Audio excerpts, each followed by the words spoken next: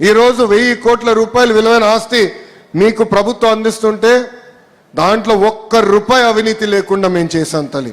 ప్రతి మంగళగిరి ప్రజల్ని నా గుండెల్లో పెట్టుకుని నేను కాపాడుకుంటా, నిలబెట్టుకుంటా.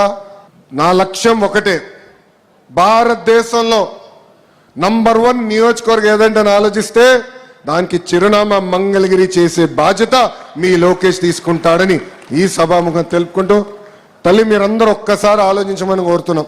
ఈరోజు 1000 కోట్ల రూపాయలు విలువైన ఆస్తి మీకు ప్రభుత్వం అందిస్తుంటే దాంట్లో ఒక్క రూపాయి అవినీతి లేకుండా మేము చేశాం తల్లి. అది ఎన్డీఏ ప్రభుత్వానికి ఉన్న చిత్తశుద్ధి. అహర్నిశలు మీకోసం కష్టపడడానికి మేము సిద్ధంగా ఉన్నాం.